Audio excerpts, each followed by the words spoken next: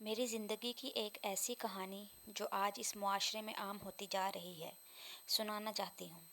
ایک ایسی داستان جو روز میری روح کو گھائل کرتی ہے۔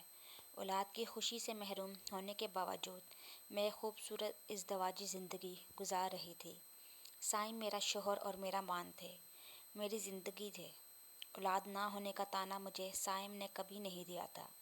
باجی، مجھے فاریہ کے گھر جانا ہے، سائم بھائی چھوڑ دیں گے نا؟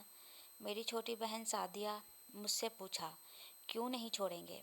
میری کیا مجال کہ ہوم منسٹر کے کسی حکم کی خلاف ورزی کروں؟ سائم نے شوق ہوتے ہوئے کہا۔ اچھا سعدیہ، واپسی سائم کے ساتھ ہوگی یا پھر آٹو کر کے واپس آ جاؤ گی؟ باجی، یہ جیجا جی کس لیے ہیں؟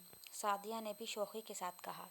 سائم نے کہا کہ جیجا جی بوقت ضرورت ڈرائیور، خانسامہ، مالی، باڈی گارڈ، بس یوں سمجھو جیجا جی نہیں ہے، ایک ایسا اینیمیشن کریکٹر ہے جسے آپ جب چاہیں اپنے من پسند کردار میں ڈھال لیں۔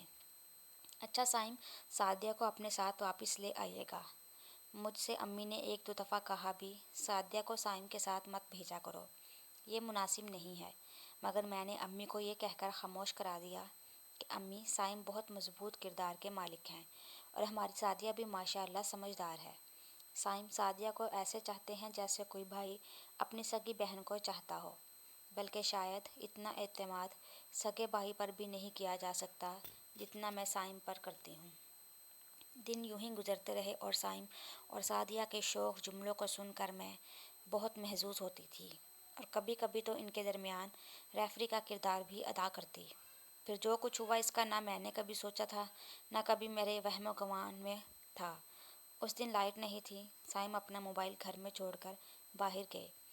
میں نے وقت پاس کرنے کے لیے وہ موبائل اٹھا لیا اور گانے سننے کے لیے آڈیو لگائی تو ایک عجیب سی آڈیو تھی۔ یہ آواز تو سعدیہ کی تھی۔ سعدیہ کے الفاظ تھے یا بم، میں بتا نہیں سکتی۔ وہ سائم سے کہہ رہی تھی، سائم، اب میں آپ کے سوا کسی سے شادی نہیں کر سکتی، مجھے آپ سے محبت ہو چکی ہے۔ آگے کی گفتگو بتا رہی تھی کہ بات میرے تصور سے کہیں زیادہ آگے جا چکی ہے۔ سعدیہ پریگننٹ ہو چکی تھی۔ واٹس ایپ پر دیکھا تو ساری چیٹ ڈیلیٹ تھی۔ یہ آڈیو شاید موبائل کی گیلری میں ڈیلیٹ کرنا سائم بھول گیا تھا۔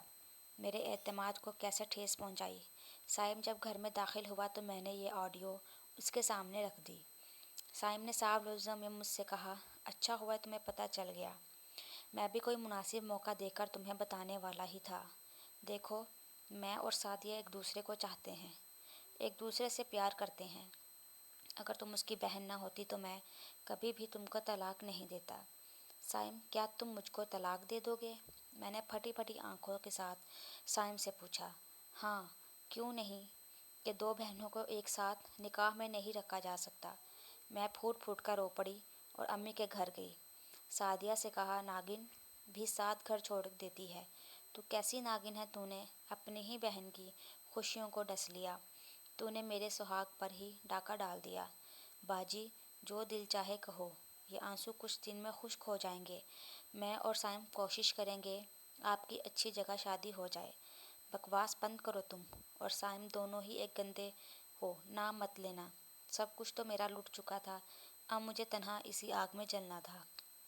طلاق کے کاغذات مجھ تک پہنچ چکے تھے۔ سعدیہ اور سائم نے باقاعدہ کورٹ میرج کر لی۔ اب میں ایک ایسی آگ میں جل رہی ہوں جس کے شعلوں کو خود میں نے ہوا دی تھی۔ میں ہی تو کہتی تھی سائم بہت با کردار ہیں، سعدیہ بہت نیک ہے، گندگی تو لوگوں کے دماغوں اور آنکھوں میں ہوتی ہے۔ نہیں نہیں، یہ تو ہونا ہی تھا، میں ہی تو تھی ان شعلوں کی پرورش کرنے والی۔ شریعت کی اگر میں نے بات مانی ہوتی اور سالی بہنوئی میں کچھ قیود لگائی ہوتی تو آج مجھے ان شعلوں میں نہ جلنا پڑتا۔ شیطان اور نفس دونوں کو موقع دینا ہی سنگین غلطی ہے۔ آپ سے صرف اتنا کہنا ہے، میری اس کہانی کو آپ لکھ دیجئے تاکہ آئندہ اور کوئی نادیہ ان شعلوں میں نہ جلے۔ یہ شعلے کہیں کسی پھوپھی اور بھتیجی کو جلاتے ہیں تو کہیں خالہ اور بھانجی کو۔ آپ ان سب کو شعلوں میں جلنے سے بچا لیجئے۔ بتا دیجئے انہیں یہ شعلے جوا نہیں جلاتے، جو ان کی پرورش بھی یہ خود کرتی ہیں۔ روشن خیالی کی آڑ میں، ماڈرنزم کے خمار میں اسلام ہی میں نجات ہے، اسلام میں ہی سکون اور راحت ہے۔ آئیے نادیہ کی سچی کہانی کو دوسروں تک پہنچائیں، کیا پتہ کوئی اور نادیہ کے ان شعلوں میں جلنے سے بچ جائے۔